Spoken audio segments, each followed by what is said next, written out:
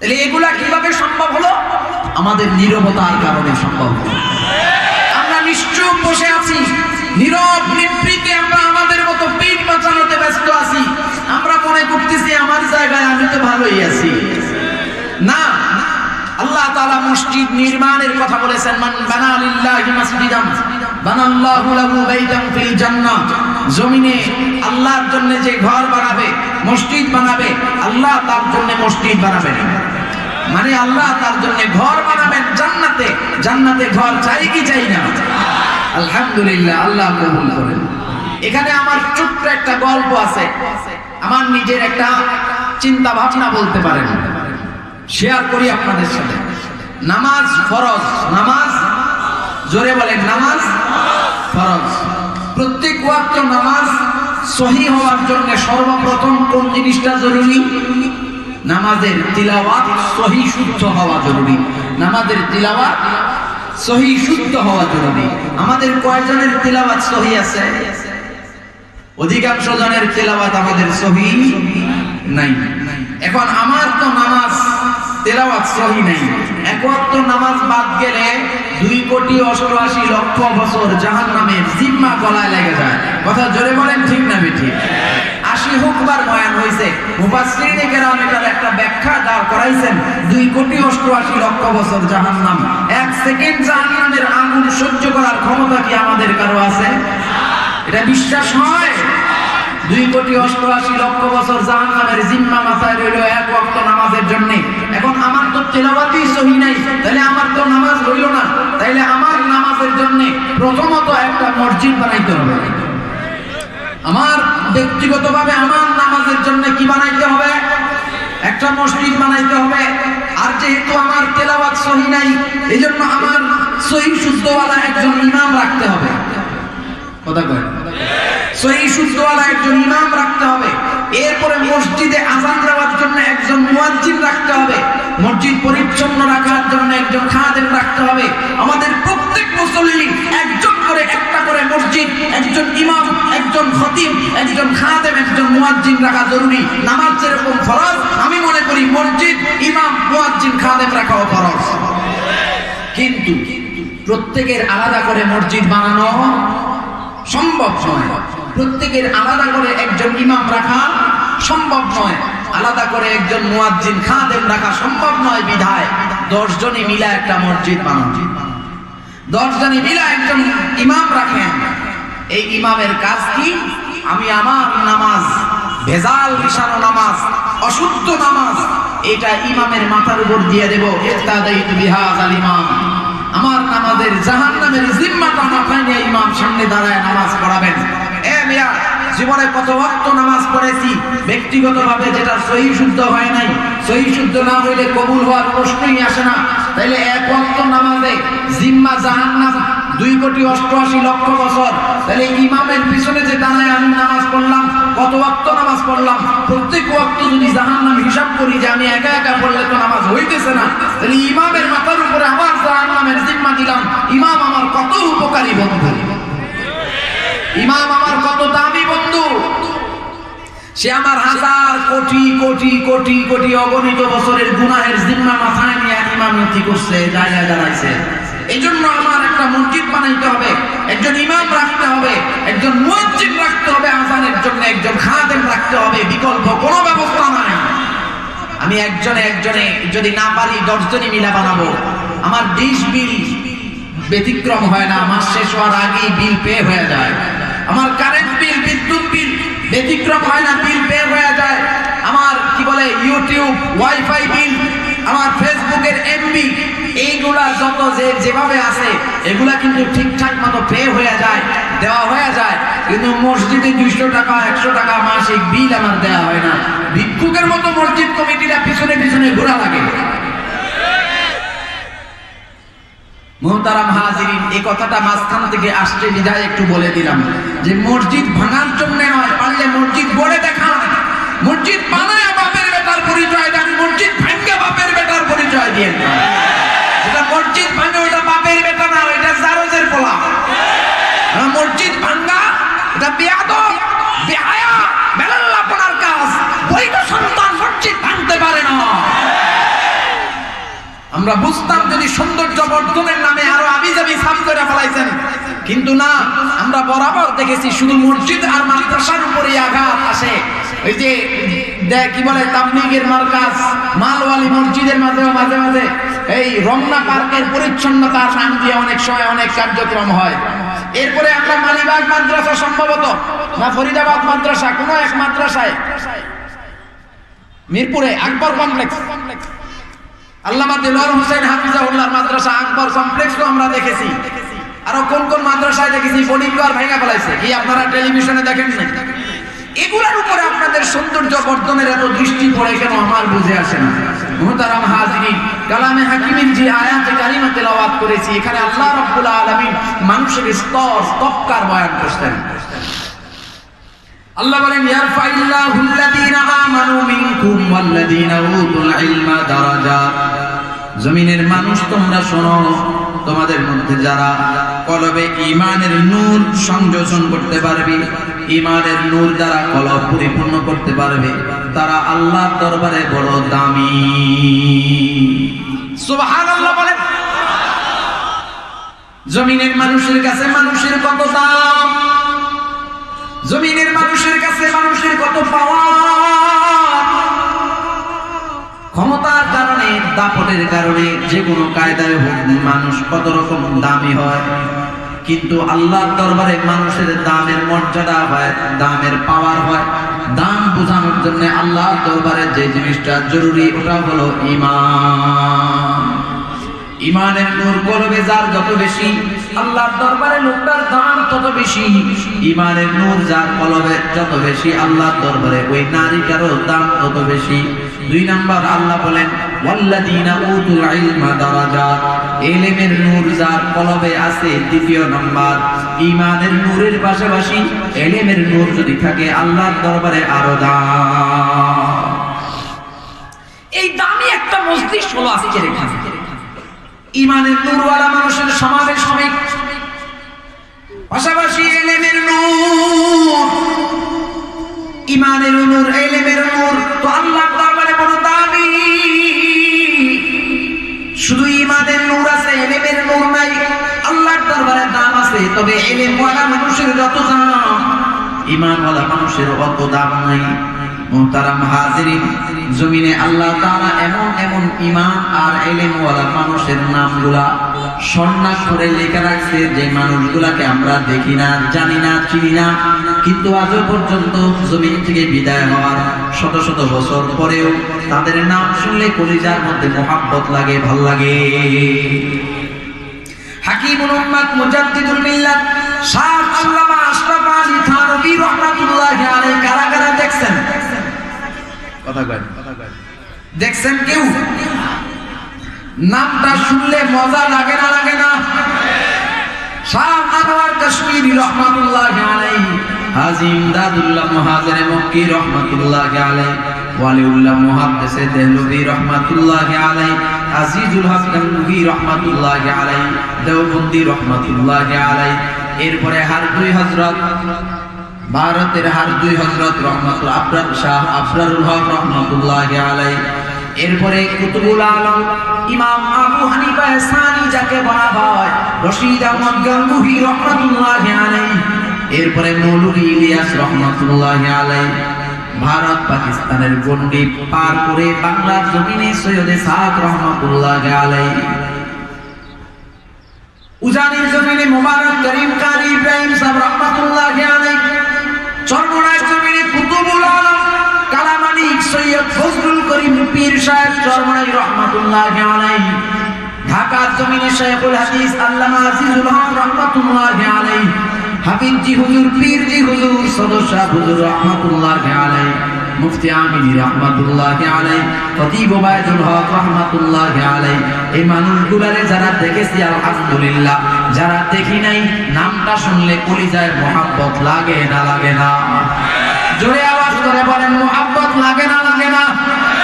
কারণ হলো এই মানুষগুলা আল্লাহর দরবারে বড় দামি। এই মানুষগুলার কলবে ঈমানের নূর আছে, আল্লাহ তাআলা ইলমের নূর ঢুকায়া দিয়েছে, এই জন্য আল্লাহর দরবারে তারা বড় দামি। মুহতারাম হাজিরিন, আমাদের এই বাংলাদেশে ছোট ছোট কোরআনের পাখিরা জমিনে কোরআন দিয়ে প্রতিযোগিতা করে সারা পৃথিবীর হাজার হাজার হাজার হাজার তালিবুল ইলমদেরকে সাথে নিয়ে যারা প্রতিযোগিতা করিয়া 103টা রাষ্ট্রের উপরে বাংলাদেশকে প্রথম স্থানে অর্জন করে, প্রথম স্থানে বিজয় অর্জন করায় এই ছেলেটার সম্মান বাড়ছে না কমছে? আল্লাহ বলেন ওয়াল্লাযীনা উতুল ইলমা দারাজাত, ইলম দিয়ে আল্লাহ মাকাম বানায় দেয়, মর্যাদা বানায় দেয়। 103টা রাষ্ট্রের উপরে 90টা রাষ্ট্রের উপরে 73টা 70টা রাষ্ট্রের উপরে যে ছাত্রগুলা কোরআন প্রতিযোগিতা দিয়া ফার্স্ট করেছে, ফার্স্ট হয়েছে, এদের মর্যাদা বেড়েছে না কমেছে? মুহতারাম হাজিরিন, ঠিক তেমনিভাবে জগতের এমন নারী এমন পুরুষ আল্লাহ তাআলা রেখেছেন ছিলেন জগতে, যারা জমিনে এখন নাই, কিন্তু যখন জমিনে ছিলেন জগৎটা বড় আলোকিত করেছেন তারা। পৃথিবীর ইতিহাস, পৃথিবীতে এমন রাজা বাদশাহ রানী, রাজা বাদশাদের কন্যা শাহজাদি, এমন দামি দামি মানুষ জমিনে ছিল, কিন্তু তারা চলে যাওয়ার পরে পৃথিবীর ইতিহাস তাদেরকে 2 কলমের জায়গা দেয় নাই। জোরে বলেন ঠিক না বেঠিক? কিন্তু কালা বেলাল, হাবশার কালা বেলাল মানুষের বাড়ি বাড়ি গোলামি করে কাটাইছে। কালা বেলালের দান পৃথিবীর ইতিহাস অস্বীকার করতে পারে না। আল্লাহু আকবার। কালা বেলাল গোলাম মানুষ, চেহারা দেখতে ঢকের না, সুন্দর না, দেখতেও সুন্দর না, নাকের চেহারা না, নাকের ঢক সুন্দর না, চোখের ঢক সুন্দর না। সাহাবায়ে কেরাম পরামর্শ করেন, ওগো আল্লাহর নবী, কালা বেলালের মতো মানুষ মদিনা মসজিদে নববীতে মুয়াজ্জিন হবে মানায় না, আপনি একটু পাল্টায় দেন। সাহাবায়ে কেরামের পরামর্শে মুয়াজ্জিন পাল্টায় দেওয়া হলো। ফজরের আযান হয়ে গেল, একটু আফসা আফসা আমো হলে তো নামাজ পড়ে অপেক্ষা করতেছেন হাবিবি কিবরিয়া নবী। জিবরাইল আমিন আগমন করলেন, ওগো আল্লাহর নবী, আজকে মসজিদে নববীতে কি আযান হয় নাই? আল্লাহর নবী বলেন আযান হয়েছে। জিবরাইল আমিন বলেন কে আযান দিল? বেলাল কি আজকে আযান দেয় নাই? আল্লাহর নবী বলেন না, সাহাবায়ে কেরামের মশওয়ারা নিয়ে নতুন মুয়াজ্জিন নির্ধারণ করা হয়েছে। আল্লাহর নবী জিবরাইল আমিন বলে, ওগো আল্লাহর নবী, বেলাল হাবশির আযানের পাওয়ার কত আপনি জানেন নাকি? জিবরাইল আমিন বলে, ওগো আল্লাহর নবী, বেলাল হাবশির আযানের পাওয়ার শুনালন। মসজিদে নববীর মিনারে দাঁড়ায় যখন বেলাল হাবশি আযান দেয়, ডান পাশে 33 মাইল, বাম পাশে 33 মাইল, সামনে 33 মাইল, পিছনে 33 মাইল, আর উপরে আরশে আজিম পর্যন্ত শোনা যায়। ওঠো বেলাল, মিনারাতে সময় বয়া যায়,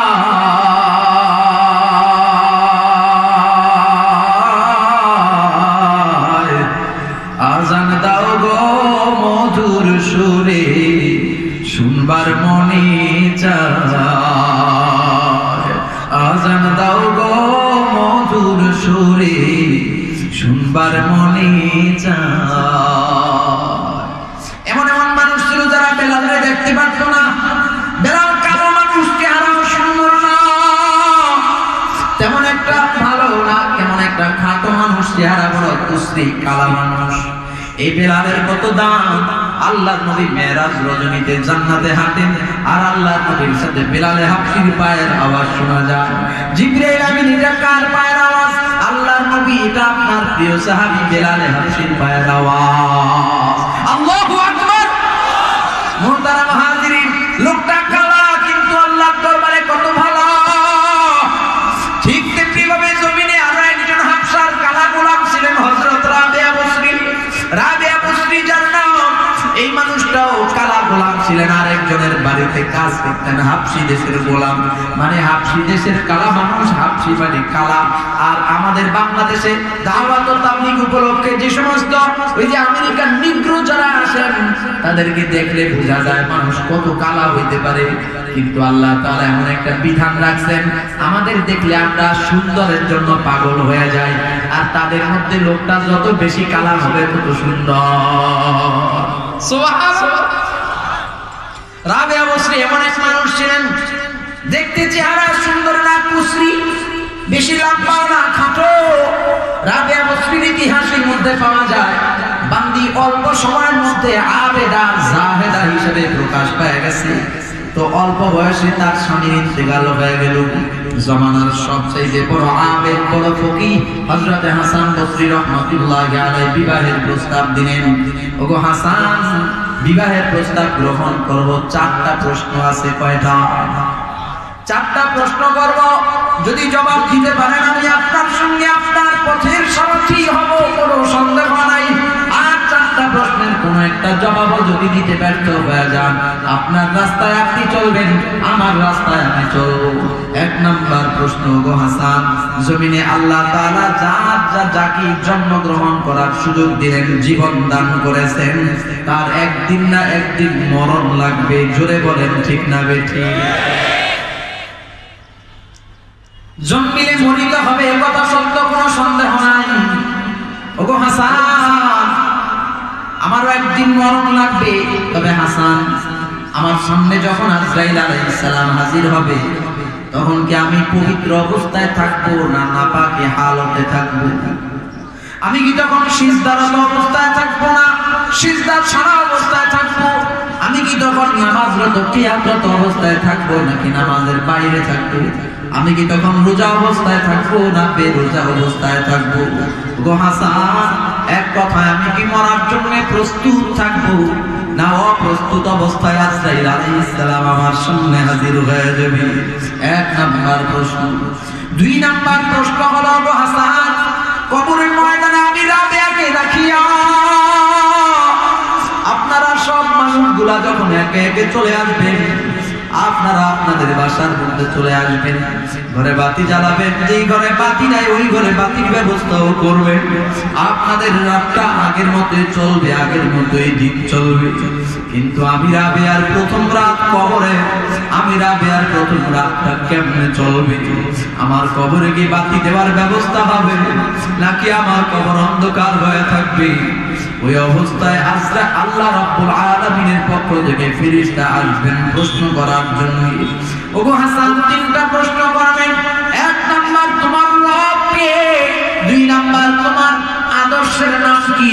3 নাম্বার, তোমার আদর্শের লিডারের নাম কি? জোরে বলেন। 1 নাম্বার প্রশ্ন, তোমার রব কে? 1 নাম্বার প্রশ্ন, তোমার রব কে? 1 নাম্বার প্রশ্ন হলো তোমার রব কে। 2 নাম্বার প্রশ্ন, তোমার আদর্শ কি? বলেন। 2 নাম্বার প্রশ্ন, তোমার আদর্শ কি? 3 নাম্বার প্রশ্ন, তোমার আদর্শের লিডারের নাম কি? 1 নাম্বার হলো তোমার রব কে। রবের তরজমা কুরআন বয়ান। রবের তরজমা কি? রবের অনেক তরজমা আছে, সবচেয়ে পাওয়ারফুল তরজমা হলো সর্বময় ক্ষমতার উৎস জনগণ। বলেন, সর্বময় ক্ষমতার মালিক কি? মুসলমানের আওয়াজে বলেন কে? এই যে রবের তরজমা হলো এটা, সর্বময় ক্ষমতার মালিক আল্লাহ। আপনারা তো এখন পয়সা পয়সা এখানে বলতেছেন, কিন্তু রাজনৈতিক মাঠে গেলে, সভা সেমিনারে গেলে, ভোটের সময় আসলে আপনারা হাতে কলমে বইতে পর্যন্ত লেখা লেখা পড়ায়া দেন সর্বময় ক্ষমতার উৎস জনগণ। এমন কথা যারা মুখ দিয়ে বলছে, জবানে বলছে, কলমে বিশ্বাস করছে, কাজে প্রমাণ করছে, সব মুশরিক। মুসলমানের সংখ্যা কয়জন আছে হাতে গোনা? এজন্যই তো বাংলাদেশে ইসলাম বিদ্বেষী কর্মকাণ্ড চলে, মুসলমান নীরব। কারণ মুসলমান তো নাই, সব তো মুশরিক হয়ে বসে রয়েছে। যদি মুসলমান থাকতো, 92% মুসলমানের এই জমিনে বাপ মাকে গালি দিলে জেলখানায় যাওয়া হয়, জেলখানায় 6 মাস জেল, আর বিশ্ব নবীকে গালি দিয়া জামিনে ঘুরে যায়, মুসলমানের রাষ্ট্রে এমন কাজ হওয়ার কথা না। বিশ্বজিৎকে কুপায়া কুপায়া হত্যা করা হয়েছে, আমরা দেখেছি। স্পটি ডেথ করা হয়েছে, আমরা দেখেছি। বিশ্বজিতের খুনিরা পাপ ডাইকা ডাইকা রাস্তা দিয়ে ঘুরে, বুকের মধ্যে বল নিয়ে ঘুরে, আর বিশ্বনবী সাল্লাল্লাহু আলাইহি ওয়া সাল্লামকে কটূক্তি করার কারণে কাজটা করতে হবে। আমি এর বিপক্ষে যে নবীকে কটূক্তি করেছে তাকে খুন করে ফেলো না, এটা ঠিক না। কিন্তু জজবাবশত কোন আশিকে রাসূল কাজটা করেই ফেলেছে। আপনি যদি সমতার বিচার করতে চান, তো বিশ্বনবীর কটূক্তিকারী দুশমনে রাসূলকে হত্যা করার অপরাধে যদি তার ফাঁসি দেওয়া হয়, তো বিশ্বজিৎকে কুপিয়ে হত্যা করার অপরাধেও ওই লোকের ফাঁসি কেন হলো না? কারণ হলো ৯২% মুসলমানের দেশ আমরা বলি, কিন্তু সব ঘুরে খায়া রয়েছে, ভিতর দিয়ে সব মুশরিক হয়ে আছে, মুশরিক হয়ে আছে। জুমার নামাজ ঠিকই পড়বে, জুমায় মুসল্লির জায়গা দেওয়া যায় না, কিন্তু জুমার মসজিদে আমাদেরকে কথা বলতে দেওয়া হয় না। আমরা যদি কোরআন ও সুন্নাহর সঠিক কথাগুলো বলি তো মুসলমানের ইগোতে লাগা যায়, ইগোতে লাগা যায়। ২ নাম্বার প্রশ্ন, তোমার আদর্শ কি? আদর্শের নাম কি? জোরে আওয়াজ দিয়ে বলেন। বুঝা শুনা বলতেছেন? আদর্শের নাম ইসলাম। আজকে আমরা ইসলাম চর্চা করি, ইসলাম ধারণ করি, ইসলাম লালন করি, ইসলাম পালন করি, কোনটাই করি না, কিন্তু আমরা জবান দিয়ে খুব বড় গলায় বলি যে আমাদের আদর্শ হলো ইসলাম। এক একজনের সভা সেমিনারে বক্তব্য শুনলে পোষণ দাঁড়ায় যায়, অমুকের আদর্শ প্রতিষ্ঠার জন্য এসেছি, বাস্তবায়নের আগ পর্যন্ত ঘরে ফিরব না, শরীরের এক ফোঁটা রক্তবিন্দু থাকতেও তার আদর্শ থেকে পিছু পাবো না। ব্যক্তি আদর্শ। আপনি করলেনটা কি? জীবনটা ধ্বংস করে ফেলাইছেন মানুষের আদর্শ বাস্তবায়নের জন্য। আপনি কবরে গিয়ে বলবেন আমার আদর্শের নাম ইসলাম, এত সহজ না। হযরত ইমাম গাজ্জালী রাহমাতুল্লাহি আলাইহি বলেন, পাত্রের মধ্যে যা থাকবে কাপ করলে তাই পড়বে। গ্লাসে মধু আছে, কাপ করলে পেশাব পড়বে না, মধুই পড়বে। কথা বলেন ঠিক না বেঠিক? দুধ থাকলে কাপ করলে দুধ পড়বে, পানি পড়বে না। পানি থাকলে কাপ করলে পানিই পড়বে। জমিনে যারা ডানে বামে মানুষের বানানো আদর্শ প্রতিষ্ঠার জন্য সংগ্রাম করেছেন, রাত দিনে বেআইনি ভাবে মানুষের অধিকার নষ্ট করেছেন, মানুষের অধিকার ছিনায় নিয়ে গেছেন, তারা কবরের ময়দানে শত চিল্লাচিল্লি করলেও আদর্শের নাম ইসলাম বের হবে না। কারণ আপনার বদলে আছে পেশাব, কাপ করলে পেশাব পড়বে। ৩ নাম্বার প্রশ্ন হলো আদর্শের লিডারের নাম কি? চল সামনে চল, অমুকের সেনা দল, এবং চিৎকার চেঁচামেচি স্লোগান যারা দিয়েছেন তারা মনে রাখা দিয়েন, কবরের ময়দানে গেলে আপনার এই নেতার নাম জবান দিয়ে বের হয়ে যাবে, অথবা বের হবে হা হা হা হা না আদরি না আদরি। কালামে হাকিমে মাওলা পাক বলেন, কুল্লু নাস আয়াত ইয়াদউনা কুল্লু নাসিম বিইমামিহিম। কিয়ামতের ময়দানে প্রত্যেকটা নারী আর পুরুষকে তার নেতার পিছনে ডাকা হবে। প্রত্যেকটা নারী আর পুরুষকে কার পিছনে ডাকা হবে? তার নেতা নেত্রীর পিছনে ডাকা হবে। যে যাকে নেতা মেনেছেন, যে যাকে নেত্রী মেনেছেন, আল্লাহর কসম কোরআনের আয়াত বলে গেলাম, কার ইগোতে লাগলো কার বিগতে লাগলো এটা দেখার টাইম নাই। কিয়ামতের ময়দানে নেতা নেত্রীর পিছনে দাঁড়ায় যাওয়া লাগবে। এরপরে আহকামুল হাকিমিন বলেন, ফারিকুন ফিল জান্নাহ ওয়া ফারিকুন ফিস সাইর। ঠিকানা হয়ে যাবে কারো জান্নাত কারো জাহান্নাম। সামনের নেতা নেত্রী যেদিকে যাবে, পিছনের অনুসারীরাও সেদিকেই যাবে।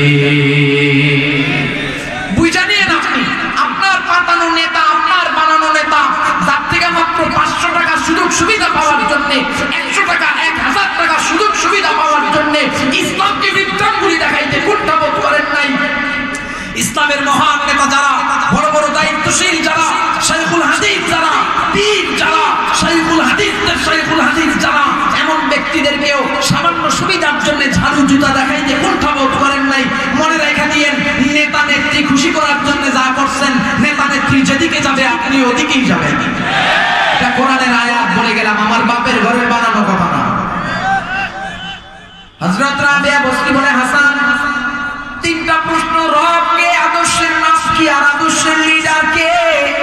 3টা প্রশ্নের জবাব আল্লাহ ফজলে কেউ কেউ দিয়ে দিবেন, আল্লাহুম্মা আমিন। আবার কারো কারো পক্ষ থেকে মহান মালিক আল্লাহ জবাব দিয়ে দিবেন, আল্লাহুম্মা আমিন। আবার কেউ কেউ ধরা খাওয়া যাবে, লা আদরি বলবে, ওগো হাসান আমি কোন নম্বরের জবাব দেব? আমি কি জবাব দিতে পারবো না আমার জবাব আমার মালিকই দিয়া দিবে নাকি আমি ধরা খায়া যাব? 2 নম্বর প্রশ্ন। 3 নম্বর প্রশ্ন, হাসান হাসরের ময়দানে আহকামুল হাকিমিন মাওলা সব নারী আর পুরুষদেরকে দাঁড়া করায়া দিবেন। এরপরে কারো কারো ডান হাতে আমুলনামা দিবেন, আল্লাহুম্মা আমিন। আর কারো কারো বাম হাতটা ডান দিয়া লম্বা বানায়া সিনাটারে দুই ভাগ করিয়া কলিজাটা ভাগ করিয়া বাম হাতটা কলিজার ভিতর দিয়ে ঢুকায়া দিয়া পিঠের মধ্যে দিয়া আল্লাহ পেরাক মেরে দিয়া বাম হাতের মধ্যে আমলনামা দান করবেন। এরপরে আল্লাহ রাব্বুল আলামিন বলবেন ইকরা কিতাবাক কাফা বিনাফসিকাল ইয়াওমা আলাইকা হাসিবা। পর আজকে তোর আমলনামা পড়িয়ে তুই তোর বিচার করার জন্য তুই নিজেই যথেষ্ট। ওগো হাসান, আমলনামা ডান হাতে কি হবে না বাম হাতে হবে আমার আমি জানতে চাই। 4 নাম্বার প্রশ্ন, হাসান আল্লাহ তাআলা জান্নাত জাহান্নামের মধ্যবর্তী জায়গায় একটা পুল সিরাতে পুল কায়েম করবেন। 30,000 মাইলের দূরত্ব রাস্তা, এত দূর পুল সিরাতের পুলটা চুলের চাইতেও পাতলা হবে, হীরা খুরের চাইতেও ধার হবে। এই পুল সিরাতের পুলটা কেউ আল্লাহর ফজলে বিজলি বেগে পার হয়ে যাবে, আল্লাহুম্মা আমিন। কেউ দ্রুতগামী ঘোড়ায় চড়িয়া পার হওয়ার মতো পার হয়ে যাবে, কেউ হেঁটে চলার মতো পার হয়ে যাবে। আর জাহান্নামী না খান্দা না ফরমান নালায়েক নারী আর পুরুষ ওরা যখন পুল সিরাতের পুলের গোড়ায় আসবে মনে করবে পার হইতে পারবে, কিন্তু পারবে না। তখন তারা পা রাখার সাহস পাইবে না, তখন তারা হামাগুড়ি দিয়া দিয়া পুল সিরাতের পুলে উঠতে থাকবে। যখনই হামাগুড়ি দিয়া দিয়া পুল সিরাতের পুলে উঠতে শুরু করবে, অমনিতেই কাটিয়া কাটিয়া পুল সিরাতের পুলের নিচে জাহান্নামের আযাব, ভয়ঙ্কর জাহান্নামের ভিতরে পড়িয়া যাবে। গো হাসান, বিজলির বেগে পার হওয়া 1 নাম্বার, দ্রুতগামী ঘোড়ায় চড়িয়া পার হওয়া, হেঁটে চলে যাওয়ার মতো পার হওয়া, আর কাটিয়া কাটিয়া পড়িয়া যাওয়া। আমি রাবেয়া বসরি কোন নাম্বারে পুল সিরাতের পুল পার হব জানবার চাই। 1 নাম্বার, আমি রাবেয়ার মরণ কখন হবে, কবরে আমার প্রশ্নের জবাব দিতে পারবো কিনা, ধরা খায়া যাব। 3 নাম্বার, আমার আমলনামা কোন হাতে হবে। 4 নাম্বার, পুল সিরাতের পুল পার হতে পারবো কিনা। আল্লাহ আল্লাহ। রাবেয়া বসরি প্রশ্নের জবাবে হাসান বসরি মাথা নিচু দিয়া চোখের পানিগুলা টপ টপ করিয়া ছাড়িয়ে দিয়া কান্দে আর ডেকে বলে, রাবেয়া, জমিনের কোন মানুষ, জমিনের কোন পীর মাশায়েখ, কোন ওলি আব্দুল গাউস কুতুব, কোন নবী রাসূল পর্যন্ত আমি হাসান বসরি কেন জমিনের কোন নবী রাসূল পর্যন্ত তোমার 4 প্রশ্নের কোন প্রশ্নের জবাব দিতে পারবে না। হযরত রাবেয়া বলে, হাসান, 4 প্রশ্নের কোন একটা প্রশ্নের জবাব যেহেতু আপনার কাছে নাই, তাইলে আপনার রাস্তায় আপনি চলেন, আমি রাবেয়াকে আমার মতো প্রস্তুতি গ্রহণ করার সুযোগ দেন। মুহতারাম হাজিরিন, এই রাবেয়া ছিল মাওলা পাকের এমন এক খাস গোলাম যার কলিজায় ইলম আর ঈমানের নূর ভরপুর ছিল। আজকেও যদি আমাদের কলবে ইলমের নূর মজবুত থাকে, ঈমানের নূর মজবুত থাকে, তাইলে আল্লাহর দরবারে আমরাও দামি হব। কোন ইলম? যে ইলম শিক্ষা করার পরে করোনার সার্টিফিকেট বিক্রি কইরা খায় এমন ইলম না। যে ইলম শিক্ষা করার পরে ইঞ্জিনিয়াররা কোটি কোটি টাকা দুর্নীতি কইরা খায় এমন ইলম না। যে ইলম শিখলে পরে রাস্তার চৌরাস্তায় দাঁড়ায় দাঁড়ায় মানুষ সারাদিন বৈশা থাকলে পেট বড় হয়, কিন্তু আমরা দেখি 1 শ্রেণীর মানুষ দাঁড়ায় থাকলেও পেট বড় হয়, আছে না নাই? রাস্তার চৌমাথায় 2 মাথায় জায়গায় জায়গায় দাঁড়ায় দাঁড়ায় যারা ঘুষ খায়, এমন ইলম শিক্ষা ঘুষ খাওয়া যায়। এই ইলম শিখলে আল্লাহর দরবারে দামি না। তবে এই ইলম দরকার আছে, ডাক্তারি, ডক্টরি, ইঞ্জিনিয়ারিং, দুনিয়ার ইলমটা দুনিয়া চলার জন্য দরকার আছে। কিন্তু এই ইলমগুলা শিখার আগে আমরা মানুষ হব। মানুষ হওয়ার ইলম বড় জরুরি। মানুষ হওয়ার ইলম হলো কোরআন ও সুন্নাহর ইলম। আজকের এখানে খতমে বুখারীর যে ইলম, বুখারী শরীফের যে ইলম, এই ইলমটা শিখলে পরে আল্লাহর দরবারে দামি হওয়া যায়। মুহতারাম হাজিরিন, আল্লাহ রাব্বুল আলামিন যার সিনার মধ্যে এমন ইলম ঢুকায়া দেন, দুনিয়াতেও তার বড় দাম, বড় দুনিয়াতেও তার বড় দাম। যেমন আজকে আসতেছেন শাইখুল হাদিস আল্লামা জুনায়েদ বাবুনগরী হাফিজাহুল্লাহ, আসতেছেন শাইখ ডাক্তার মুনির তুরাত আল হেলালি, তুরস্ক থেকে আসতেছেন। ওনারা বড় দামি মানুষ, ইলম আর নূরের কারণে আল্লাহর দরবারে দামি। আসুন আমরাও ইলম শিখব, না শিখতে পারলে ইলমওয়ালাদের সহযোগিতা করব, মাদ্রাসার খেদমত করব, কাছ থেকে পারি দূর থেকে পারি মহব্বত করব। আল্লাহ আমাদেরকে কবুল করেন।